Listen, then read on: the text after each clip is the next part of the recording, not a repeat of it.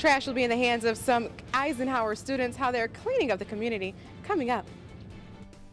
The Senate is taking on a sales tax loophole. I'm Danielle Lee in Washington with how one bill could make your online purchases more expensive. Showers are rolling across central Illinois. Even the mention of a couple of snowflakes are back in the forecast. I'll let you know we can see a couple of those flying in just a few minutes. Central Illinois' best source for news and weather starts right now.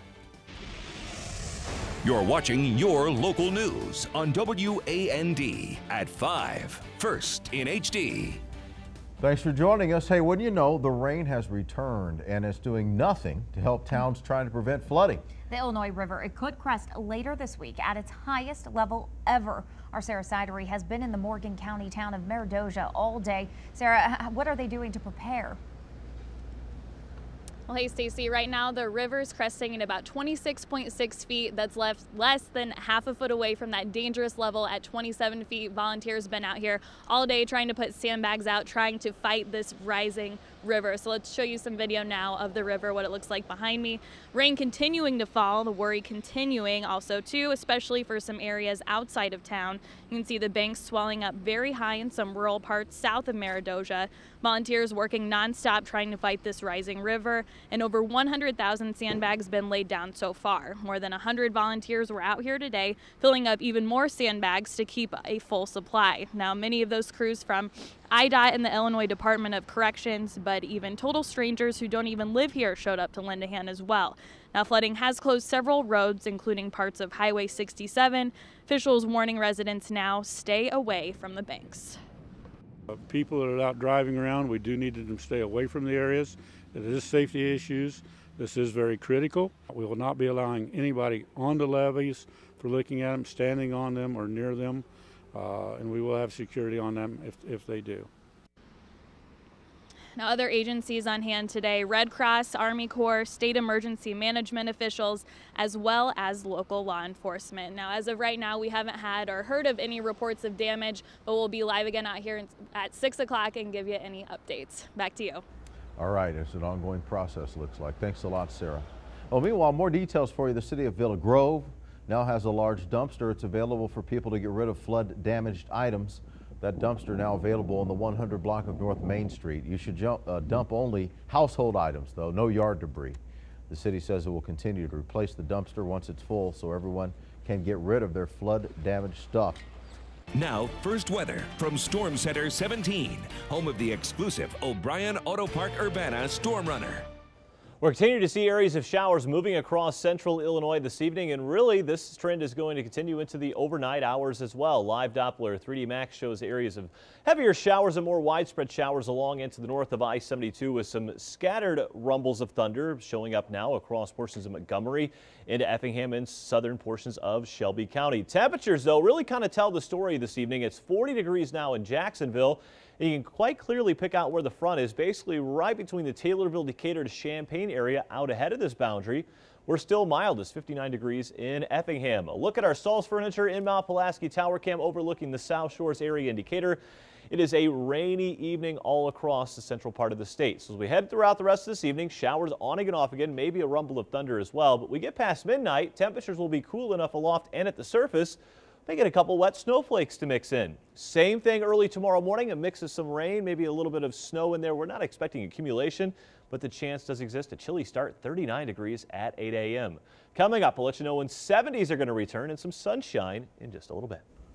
All right, in tonight's Crime Tracker, a Montgomery County grand jury has indicted a Georgia truck driver in the death of a state trooper. Trooper Kyle Deathridge died November 26 when a semi hit him on I-55 near Litchfield. Now, 52-year-old Johnny Felton of Hinesville, Georgia, has been indicted. He faces felony reckless homicide and driving without a proper commercial license. State police say Felton was taken into custody in Georgia today. He'll be extradited soon back to Illinois. Meantime, Champaign police searching for a man who did not appear in court. Police say 22-year-old William Armand is wanted on a warrant for failure to appear on burglary charges. His bond set at $25,000. If you know where he may be, call Crime Stoppers 373-TIPS. The state's top Republican leader joined with two local lawmakers today in Decatur. Representatives Tom Cross, Bill Mitchell, and Adam Brown ruled out a bill that they claim will reduce fraud and misuse of the state's welfare system. Users of a link card or food stamps would be required to show a photo ID. They would also be banned from buying alcohol, cigarettes, lottery tickets, and other questionable things with a link card. What House Bill 2784 would do would prohibit individuals from knowingly using or accepting cash assistance benefits to purchase those types of activities. It's not what this program was designed for. The representatives say the goal of the proposed law is to save taxpayers money and preserve the welfare benefits for those who need it most. Online shoppers, you could pay more for purchases. Congress debating a bill that would require online retailers to charge state and local sales tax. Right now, most don't. Danielle Lee has why there's some disagreement over what's fair. The click and purchase convenience of online shopping has an added perk. The likelihood state and local taxes won't be included. States can only require stores to charge it if they have a physical presence in the state. Now a bipartisan group of lawmakers is proposing a bill that would change the law and require all companies making over $1 million a year to charge sales taxes on all out-of-state purchases, including the internet. It is exactly the obligation that we have to level the playing field, to make things fair. The National Retail Federation argues the current rules put brick and mortar stores at a disadvantage. Online retailers who do not collect sales taxes can sometimes undercut the price a brick and mortar retailer can charge by 10 or more % just because of this situation.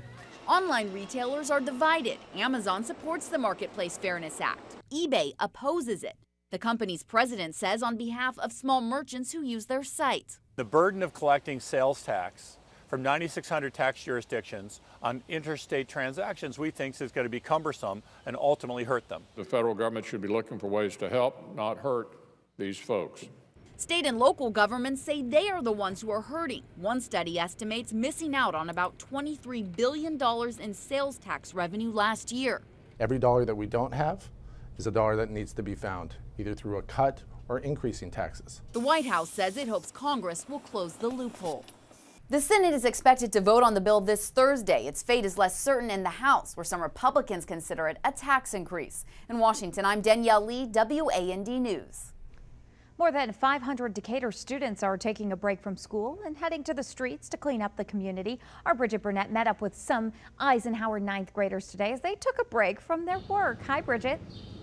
Hi, Stacy. Well, tomorrow they'll be right here at Nelson Park in Decatur cleaning up the community. But throughout today, freshmen were seen at Macon County volunteering at 30 different organizations. They put down their books and picked up trash, starting this morning at Catholic Charities and Main Street Church in Garfield Park and many others. I went to the Y with 10 other students, and we basically did windows, washed windows out the Y. It's pretty fun, actually. Me and my teacher, Mr. Walden, we went to Garfield Park, and we got in the line and cleaned up the school, the parking lot and the field. Because when it's dirty, it's just like ghetto, kind of. You wouldn't want to be there, but if you clean it up, then it'll make it more comfortable there. Then about 320 students came together at Fairview Park for lunch and to continue the community service. Well, tomorrow it will be the sophomores' turn. They will be here at Nelson Park around noonish after they go to the different organizations cleaning up the community. Back to you, Stacy. Okay, thanks, Bridget, live in Decatur. Now, also tomorrow, we should mention, you probably have noticed a baby boom of sorts at WAND. Am I really showing that much? Well, there's something in the water. Join us weekly on Thursdays as we explore everything from bringing home a baby to dealing with infertility. Tomorrow's baby boom topic, the best parenting advice from you, the viewers. There are some great ones. Flooding hits close to home here in central Illinois, but further west, they're still dealing with the drought.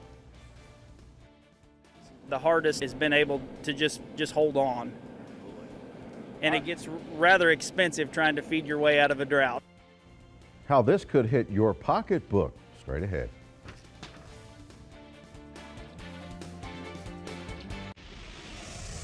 You're watching Your Local News on WAND at 5, first in HD. We've certainly seen our share of rain here, but further west, the drought is still hanging on. Ranchers in western Kansas feeling the brunt of it. Their heads are starting to thin out due to the dry spell. In fact, the drought is so severe that cattle levels lowest they've been in 14 years. And that's creating tough decisions for some ranchers. When they have to sell them before they're ready to, then it hurts, you know, and it means that next year they won't have the same amount of dollars in their pocket because they won't have the cattle to sell. We keep thinking that it's eventually got to start raining one of these days, and so we've been holding on for as long as we can, but our feed supply is running on the low side. Auctioneers say they're seeing an increase in cattle for sale, decreasing the head of cattle still on ranches and feedlots. And that ultimately hits your wallets in the form, of course, of higher prices. And even further west, it's not a lack of rain that is the problem. Snow is still hitting Colorado. At least 3 Denver highways were closed today because of the snow and ice, and Denver International Airport was reporting delays of up to an hour. But some good news there. The snow was expected to wrap up today. Just a weird weather cycle all over the place. It's been crazy. We've been cool, we've been warm, we've been very wet. Just opposite of what we saw last year when it was warm and dry. Sure, no doubt. But now we got the rain moving back in right now. Yeah, we do have some rain moving across central Illinois. Temperatures, though, noticeably getting cooler as well. Our high temps today reached early on our typical high of 68 degrees. We weren't anywhere near that. We were about 10 degrees cooler, but still not bad. Upper 50s to around 60. We topped out at 60 today in Decatur. Jacksonville, we hit 58 this morning, and the temperature has headed south since then. 60 in Mattoon, 62 the warm spot today, or I guess 63 in Danville as the warm spot. Stick around. We have the mention of a couple snowflakes in the forecast. Let you know when those could be falling, and when 70s, though, will return after the break. Showers are continuing to roam across central Illinois tonight. This is one of those evenings just to curl up on the couch, watch a little TV, and just listen to that pitter-patter of those raindrops outside. We have a couple areas here of some stronger showers that did move through the Effingham area just a few minutes ago. Now those are starting to slide off into the Cumberland County area, but still seeing some lingering parts of showers from Stewartson out to around Mode and even there into around Moccasin to the north of Altamont. Well, we've got some lightning bolts showing up on the radar between Hillsboro and Nokomis right down Illinois Route 16. At times we're going to see some flashes of lightning, maybe even hear a rumble of thunder, especially for areas along the I-70 corridor. But further to the north, some more widespread rain stretching from Bloomington out to Watseka, even into the Hoopeston area, and Rantoul seeing some moderate rain as well. Our showers are going to continue to be on again, off again throughout the rest of the evening hours as a cold front is slowly sliding its way through central Illinois. Now along this boundary, we have an area of low pressure that is riding up into the area, helping to enhance the lift and get some of these showers and even some rumbles of thunder going. And there's the position of the front at this hour, basically slicing right through the central half of the state. Once the front does sag through, we're going to get some wraparound moisture on the backside of this, and with temperatures cool enough, may mix in a couple of wet snowflakes. No, we're not talking accumulating snows by any means, but the chance for a couple of snowflakes will be common after midnight tonight and then again into the morning tomorrow. Rainfall amounts so far today, not really that impressive, but we are going to start to add to those totals. We've had almost a half an inch with that cell that moved through Effingham a few minutes ago, and there's more off to the southwest, around a quarter of an inch in Jacksonville and in Springfield, Decatur so far, 5/100ths of an inch, and we're adding to that. It's actually raining right now. Sounds like a turkey fryer on the roof here at the studio. 40 degrees right now in Peoria. It's 43 in St. Louis, but notice back off to the northwest, temperatures have fallen into the upper 30s, and it's quite clear where the cold front sits here in central Illinois this evening, basically between Decatur to around Mount Zion out to Dalton City, and stretching here from Champaign back to the Pana area. On the south side of this boundary, mild air, but on the northwest side, it's already getting cool. We're approaching the upper 30s right now in Jacksonville. On again, off again, rain showers throughout the rest of this evening. By the time this all wraps up, some places maybe still up to around an inch, especially in east central Illinois. By tomorrow morning, we'll have the clouds to start off with, a rain, maybe a snow mixing in at times. A couple of pellets of sleet could be common as well. But then by the afternoon, things start to clear out. A couple lingering showers, though, along and to the east of I-57, places like Danville, Champaign, Mattoon, Paris, Toledo, Greenup will have a couple of those showers. By the afternoon, plenty of sunshine starts to roll back in, and we are done with the rain that it looks like. We'll see a system pass just to our north during the day on Thursday, but it won't give us anything in the way of precipitation. Low to mid 30s to the west overnight tonight, upper 30s to the southeast with daytime highs tomorrow struggling. Some of us may not get out of the upper 40s, but right now we'll shoot for low 50s area wide. Your forecast from the Storm Center at WAND TV, mostly cloudy skies overnight tonight. That rain chance will continue through this evening. Maybe a rumble of thunder, especially in the I-70 corridor, but after midnight, may have a couple little snowflakes mixing in. Our hump day Wednesday is going to start chilly and a bit on the wet side. Rain, maybe even a little snow mixing in, a couple of pellets of sleet, not out of the question. 39 at 8 a.m., 48 becoming partly sunny at lunchtime. We'll top out the afternoon in the low 50s with a mostly sunny sky before the sun goes to bed tomorrow night at 7:43.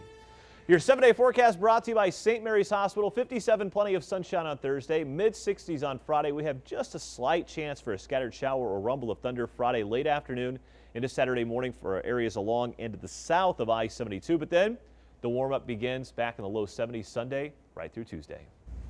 Teens here in Central Illinois are trying to get a message to adults. Yeah, new tonight at 6, they want you to prevent underage drinking. How they're getting that message across, one sticker at a time. Plus, a popular YouTube challenge that could be dangerous to your kids' health. That story tonight at 6. I'll look forward to that. New home sales report out today. So is it boom or another bust? Find out next.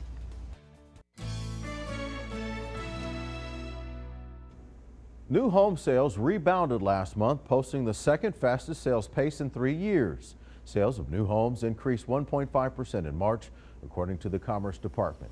Those sales are still well below the pace of 700,000 homes economists consider to be healthy, but it's an increase of more than 18% from a year ago.